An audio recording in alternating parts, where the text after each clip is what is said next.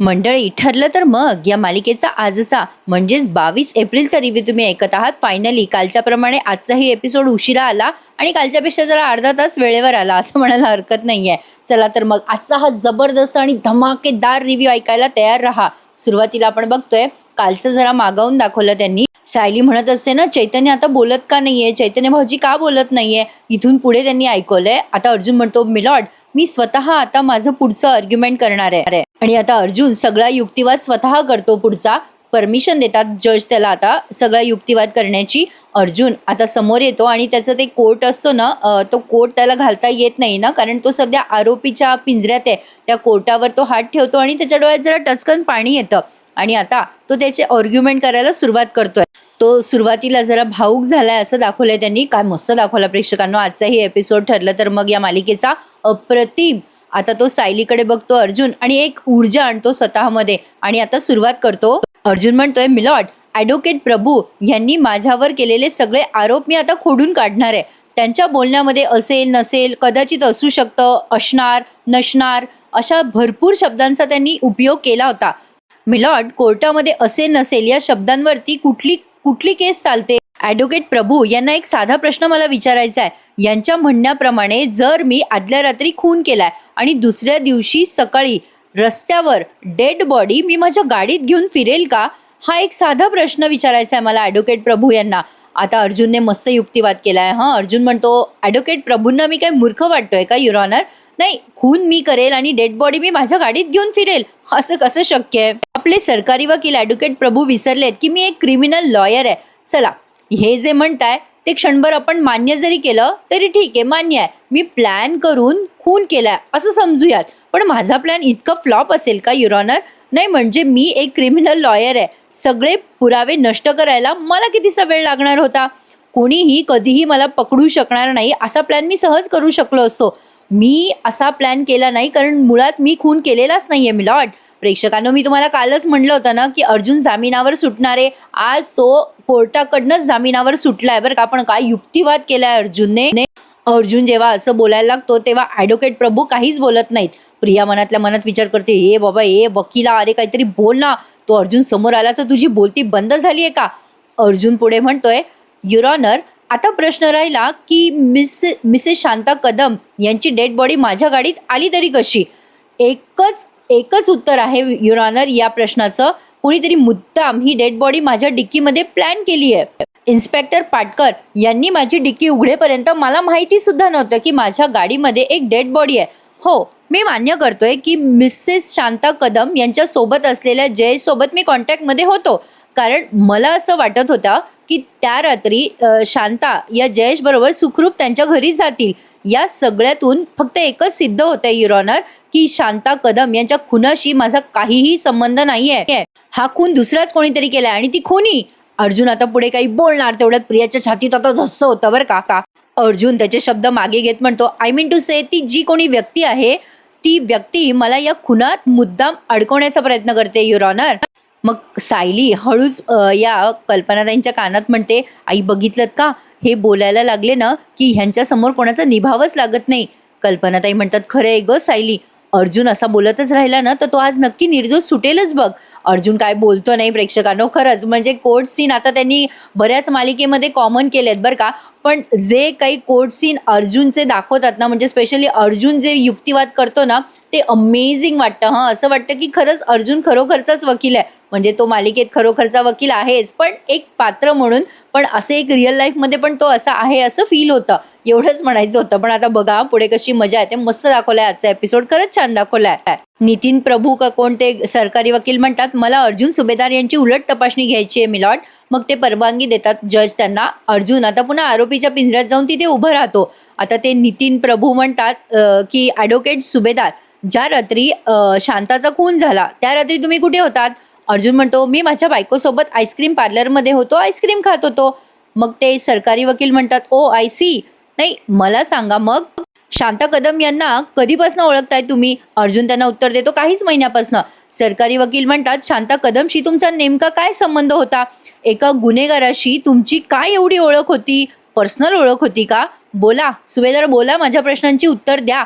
इथे ना प्रेक्षकांनो अर्जुनने solid googly टाकली आहे बरं का. अर्जुन काय उत्तर देतो बघा. अर्जुन म्हणतो, शांता कदम या माझ्या क्लायंट होत्या. आता सगळेजण बघायला लागतात अर्जुनकडे. अर्जुन नेमकं काय उत्तर देणार याची वाट बघत असतात सगळे. आता ते सरकारी वकील म्हणतात, शांता तुमच्या क्लायंट होत्या आणि तुम्ही त्यांची केस लढणार होतात. अशी कुठली केस होती शांता कदमची? अर्जुन म्हणतो, शांता कदम यांनी त्यांच्या नवऱ्याच्या विरुद्ध केस केली होती. त्यांचा नवरा त्यांना मारझोड करत होता. मिलॉर्ड, शांता कदम यांचा नवरा दारू पिऊन त्यांना मारझोड करीत असे आणि त्याच संदर्भात त्या माझ्याकडे आल्या होत्या. तीच केस घेऊन त्या माझ्याकडे आल्या होत्या. सरकारी वकील म्हणतात, एक वेळेला हे मान्य जरी केलं तरी तुमची अशी ख्याती आहे की तुम्ही दोषी व्यक्तीला तुम्ही कधीच साथ देत नाही. अर्जुन सुभेदार, तुमची तर अशी ख्याती आहे. मग ही गुन्हेगार असलेली शांता तुमच्याकडे आलीच कशी? आली तर आली, पण तुम्ही तिची केस घेतलीच कशी? अर्जुन आता त्यावर काय उत्तर देतो बघा. मंडळी, आता पेचात पडलाय थोडासा तो, पण सगळे त्याच्या उत्तराची वाट बघतायत. अर्जुन काही सेकंड थांबत म्हणतो, बरोबर बोललात तुम्ही. दोषी व्यक्तीला मी कधीच साथ देत नाही.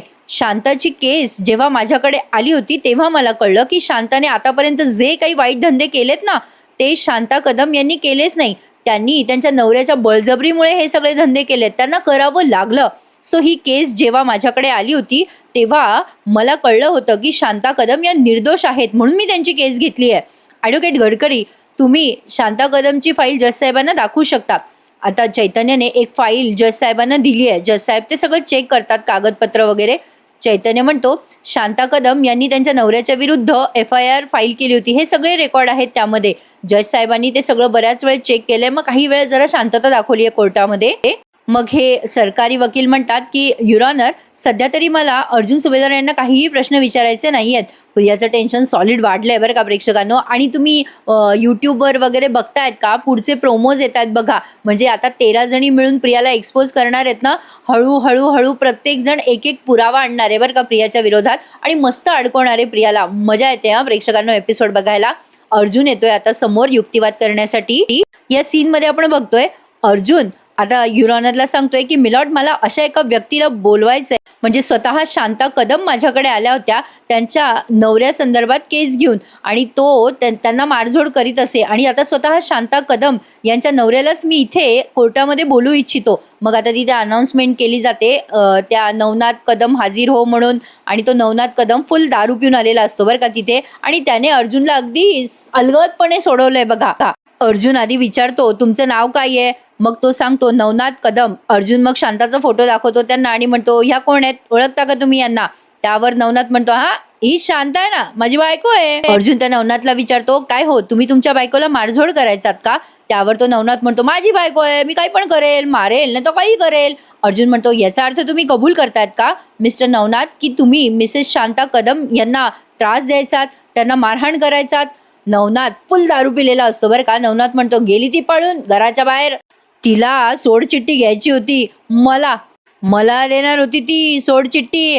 कानाखाली सणसणीत मारली, लाथ हाणली कंबरड्यात आणि दिली घराच्या बाहेर हकलून.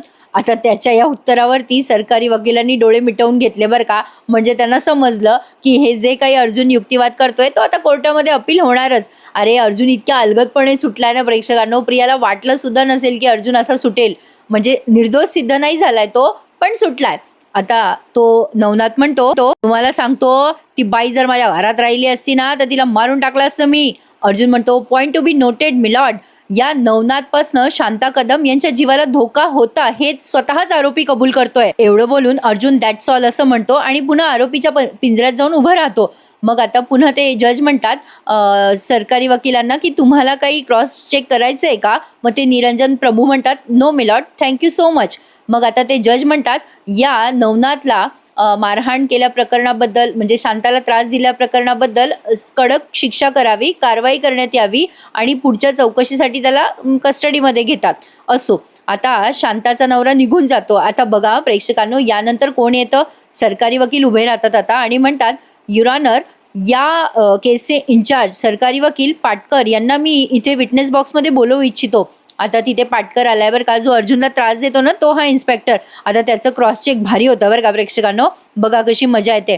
आता ते सरकारी वकील म्हणतात, तुम्ही ज्या दिवशी अर्जुन सुभेदार यांना अटक केली त्या दिवसाबद्दल तुम्ही कोर्टाला सांगाल का? आता त्या पाटकरने त्या दिवसाबद्दल सगळं काही कोर्टाला सांगितलं. पाटकर सांगतात कोर्टाला, मी एका केसच्या संदर्भातून रस्त्याने चाललो होतो आणि त्याच वेळेला अर्जुन सुभेदारांची गाडी सुद्धा त्याच रस्त्याने चालली होती. मला अचानक असं दिसलं की अर्जुन सुभेदार यांच्या गाडीला नंबर प्लेट नाहीये. मी त्यांची गाडी थांबवली. सुरुवातीला अर्जुन सुभेदारांनी मला कॉपरेट करायला नकार दिला, पण जेव्हा मी त्यांच्या पार्टीबद्दल सांगितलं तेव्हा ते फाईन भरायला तयार झाले.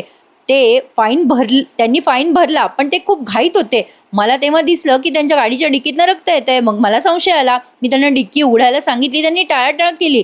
जेव्हा डिक्की उघडली तेव्हा आम्हाला कळलं की शांता कदम यांची डेड बॉडी अर्जुन सुभेदार यांच्या गाडीत आहे. आणि त्याच वेळेला लक्षातही आलं की अर्जुन सुभेदार यांनीच शांताचा खून केलाय. त्यावर अर्जुन आता एकदम रोखतो या पाटकरला आणि म्हणतो, ऑब्जेक्शन मिलॉर्ड, खून कोणी केलाय हे संशयितांना सांगता येत नसतं. त्यांचं काम आहे फक्त जे काही झालंय ते सांगणं.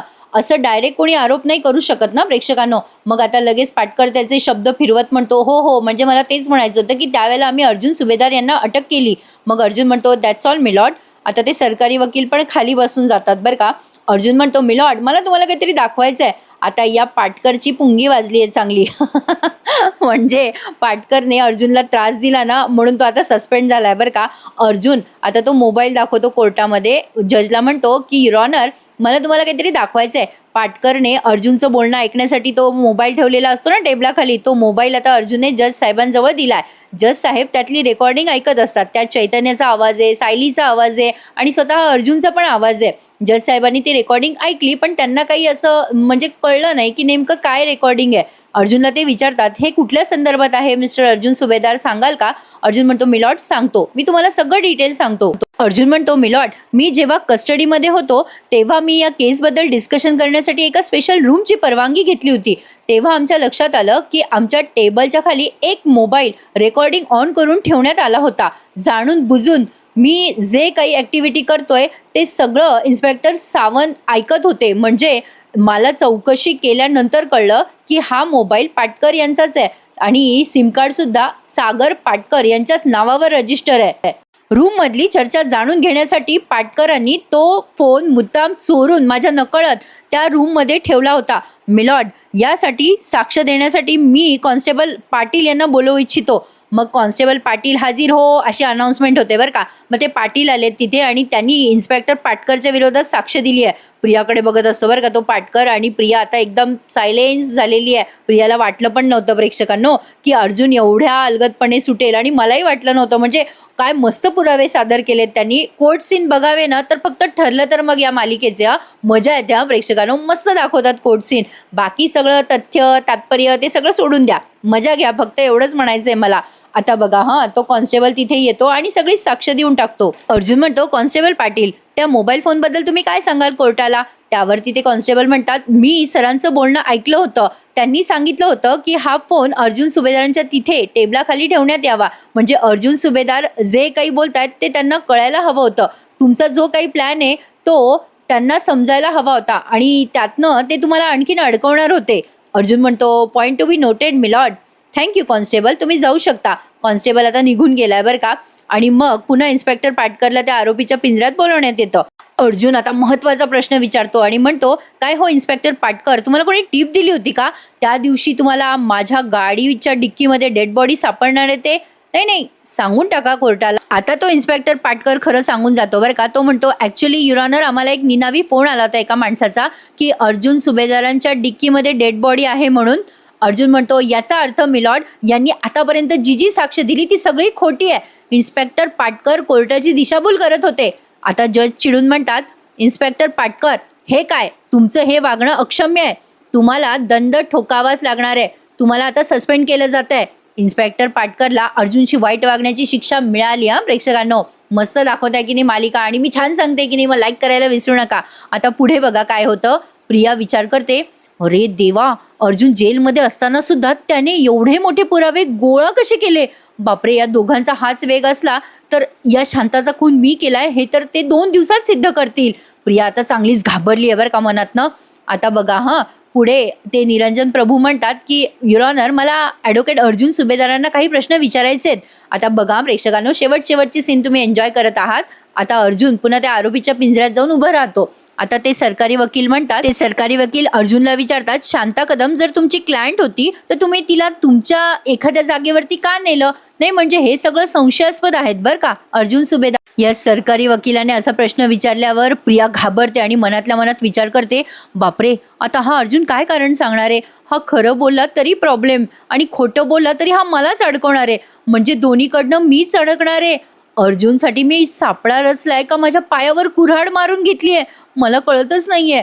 अर्जुन आता बघा काय उत्तर देतो. अर्जुनने सगळी उत्तरं इतकी सेन्सिबल दिली आहे ना प्रेक्षकांनो, आणि कुठेही असं वाटलं नाही की अर्जुन खोटं बोलतोय. इतक्या मस्त पद्धतीने त्याने सगळं मॅनेज केलंय ना, अप्रतिम लाजवाब.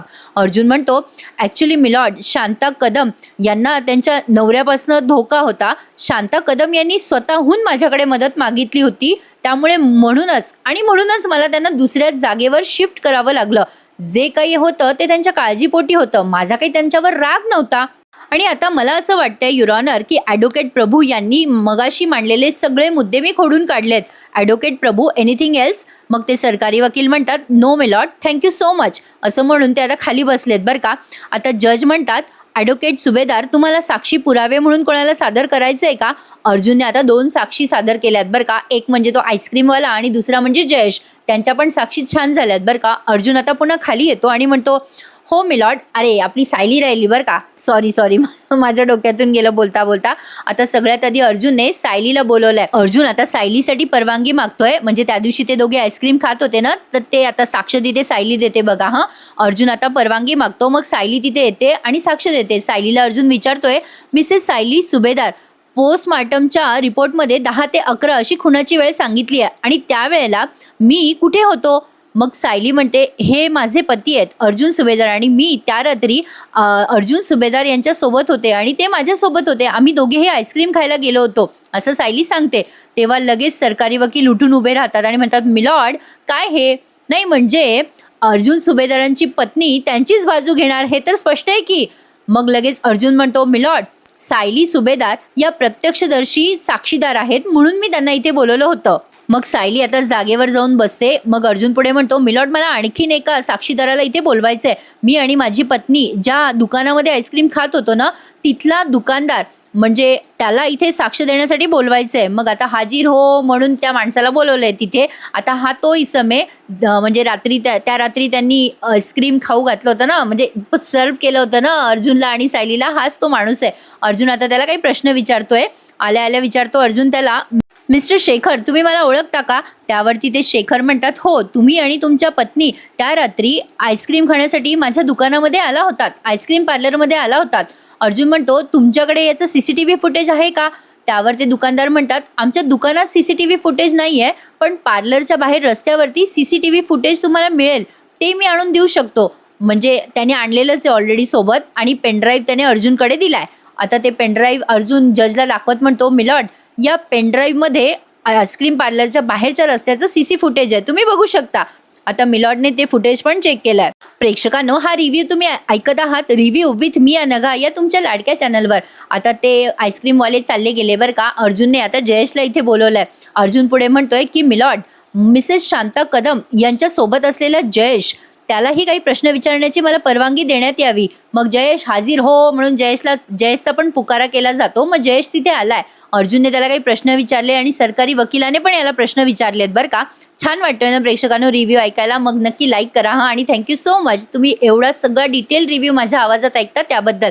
मी आज जरा छान सांगते ना प्रेक्षकांनो? हो, मलाही असं जाणवत आहे. पण ऐका पुढे काय झालंय. आता अर्जुन म्हणतो, मिस्टर जयेश, तुम्ही त्या रात्री शांता यांना घरी घेऊन गेला होतात आणि त्या रात्री नेमकं झालं तरी काय? मग जयेशने सगळा आखोदेखा हाल सांगितलाय. इथे त्यांनी ऐकवला नाहीये, डायरेक्ट दाखवलाय आपल्याला. म्हणजे त्या रात्री त्या संतोषने जयेशला कसं मारलं, कसं बेशुद्ध केलं, आणि संतोषने जयेशच्या मोबाईलवरनं मेसेज केला. व्हेरी गुड, मी पहिल्यांदा बरोबर नावं घेतली बरं का. चुकलेली नाहीये मी. मला फार गोंधळ होतो, याचं नाव त्याचं नाव सांगता सांगता जरा गडबडून जाते मी, पण जमलं आज नाही का. तर आता संतोष आले ट्रॅकवर आले मी. संतोषने जयेशच्या मोबाईलवरून अर्जुनला मेसेज केला होता. ते सगळं डिटेल जयेशने सांगितलंय बरं का. आता ते आपल्याला स्क्रीनवर दाखवलंय, त्या दिवशी कसा हल्ला झाला, काय झाला. अर्जुन म्हणतो, तुम्हाला ज्याने बेशुद्ध केलं त्या माणसाचा चेहरा तुम्ही पाहिला होता का? जयेश म्हणतो, हो मी अगदी स्पष्ट चेहरा पाहिलाय त्या माणसाचा. सरकारी वकील उठून उभे राहतात आणि म्हणतात, मला काही प्रश्न विचारायचे आहेत. सरकारी वकील आता जयेशला प्रश्न विचारतात. जयेशला ते विचारतात, मिस्टर जयेश, नाही म्हणजे तुम्ही जर बेशुद्ध होतात तर नाही, तुम्ही तर बेशुद्ध होतात, मग तुमच्या मोबाईलवरनं ॲडव्होकेट सुभेदारांना मेसेज कसे गेले? मग जयेश म्हणतो, हो मी त्यांना पोहोचल्या फोन केला होता सरांना की मी इथे पोहोचलोय, पण मी मेसेज नाही केला. कदाचित ज्या माणसाने मला बेशुद्ध केलं त्याने ते मेसेज केले असावेत बहुतेक. मग ते सरकारी वकील म्हणतात, एवढ्या रात्री लपून छपून घोंगड्या वगैरे पांघरून तुम्ही शांताकडे का गेला होतात? मग जयेश काय उत्तर देतो बघा. जयेश म्हणतो, शांता मावशीनेच सांगितलं होतं की तिचा नवरा तिथे येऊ शकतो, तिला शोधू शकतो, म्हणून आम्ही लपून छपून त्या रात्री गेलो होतो. त्या जरा घाबरत होत्या ना त्यांच्या नवऱ्याला. आता बघा प्रिया विचार करते, नशीब या जयेशने माझं नाव घेतलं नाही. म्हणजे अर्जुन सायलीने मिळून ठरवलंय तर या जयेशला खोटं सांगायचं, पण अर्जुन सायलीने माझ्याऐवजी शांतेच्या नवऱ्याचं नाव का घेतलंय? म्हणजे आता प्रियाला पण प्रश्न पडलाय की सायली अर्जुन आपल्याला डायरेक्ट एक्सपोज का करत नाहीये. हा प्रश्न सगळ्या जगाला पडलाय ग बाई. असो, आता पुढे सरकारी वकील म्हणतात, मला सांगा शांता कदम यांचं प्रत्येक अपडेट तुम्ही अर्जुन सुभेदारांना का देत होतात? मग जयेश म्हणतो, अर्जुन सुभेदार सरांना भीती वाटत होती की नवनाथ शांताताईंना त्रास देईल पुन्हा, म्हणून अर्जुन सर काळजीपोटी हे सगळं करत होते आणि त्यांनी म्हणूनच मला सांगितलं होतं की शांता मावशीचे प्रत्येक अपडेट मला दे. मग सरकारी वकिलांचे सगळे प्रश्न संपले. सरकारी वकील म्हणतात, ठीक आहे, हरकत नाहीये, तुम्ही जाऊ शकता. दॅट्स ऑल मिलॉर्ड असं म्हणून ते जागेवर बसलेत. अर्जुन पण म्हणतो, दॅट्स ऑल मिलॉर्ड. आता बघा जज साहेब काय अनाउन्समेंट करतात. जज म्हणतात, सगळे पुरावे आणि साक्षी बघितल्यानंतर कोर्ट या निर्णयाला पोहोचले की अर्जुन सुभेदार हे अजूनही निर्दोष सिद्ध झालेले नाहीयेत, पण संशयित म्हणून फक्त अर्जुन सुभेदार नाहीयेत तर नवनाथ कदम आणि जयेशवर हल्ला करणारा तो इसम तोही पुढे आलेत. त्यामुळे पोलिसांना मी स्पेशल तपास करण्यासाठी आदेश देत आहे. जयेशवर हल्ला करणाऱ्या माणसाचं स्केच काढण्यात यावं आणि या सगळ्या प्रकरणाचा पुढील तपास करण्यात यावा. शिवाय अर्जुन सुभेदार यांच्या गाडीमध्ये डेड बॉडी कशी सापडली याचा कुठलाही पुरावा अजून सापडलेला नाहीये. त्यामुळे हे कोर्ट अर्जुन सुभेदार यांची जामिनावरती मुक्तता करत आहे. हेच तर हवं होतं आपल्या अर्जुनला प्रेक्षकांनो. त्याला स्वतःहून जामीन अपील करायचा नव्हता, कारण तसं जर केलं असतं तर तो दोषी सिद्ध झाला असता ना. त्याला हेच हवं होतं प्रेक्षकांनो की कोर्टाने स्वतःहून अर्जुनला जामीन द्यावा. चला, अर्जुनच्या मनासारखं झाल्यामुळे सगळ्यांच्या चेहऱ्यावर हसू उमटलंय, अर्थात प्रिया सोडली तर आणि सरकारी वकील सोडले तर. मग पुढे ते जज म्हणतात, उद्या 4 वाजता या सगळ्या केसचं फायनल हिअरिंग होणार आहे. तोपर्यंत अर्जुन सुभेदारांनी पनवेल सोडून जायचं नाहीये आणि कोर्ट हे समाप्त झालं. आता कल्पनाताई येतात अर्जुनच्या जवळ. जज गेल्यानंतर प्रिया आधी विचार करते, बापरे, मी अर्जुनला चांगलंच हलक्यात घेतलंय. आता काहीही झालं तरी मला बघावंच लागेल, हा अर्जुन निर्दोष सिद्ध झाला नाही पाहिजे.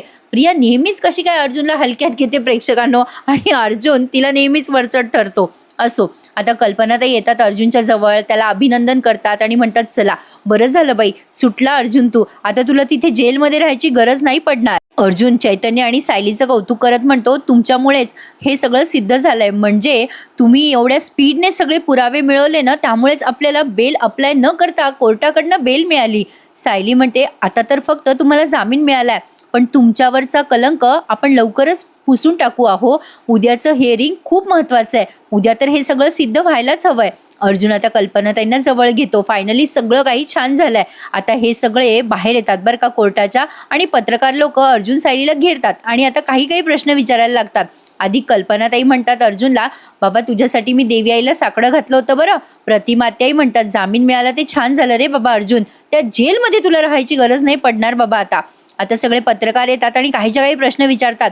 काय हो अर्जुन सुभेदार सर, तुम्ही पळवाट शोधलीत का? नाही, तुम्हाला कायद्याच्या पळवाटा माहिती आहेत म्हणून तुम्ही सुटका करून घेतली का स्वतःची? आता त्यांच्या या प्रश्नामुळे जरा राग येतोय सायलीला, अर्जुनला आणि सगळ्यांनाच. अर्जुनने मुद्दाम स्वतःला सोडवून घेतलंय असं या पत्रकारांचं. एक पत्रकार विचारतो की काय हो सर, तुम्हाला खून पचवता आला ना, कायदा तुम्हाला कळतो, मग तुम्ही स्वतःला सोडवलंच ना? मग त्यातला तो दुसरा निळ्या शर्टवाला पत्रकार म्हणतो, नाही, शांता कदम ही तुमची म्हणजे क्लायंट होती का, पण ती निर्दोष नव्हती म्हणून तुम्ही तिचा खून केला का? काही प्रश्न विचारले प्रेक्षकांना, डोक्याला हेडॅक.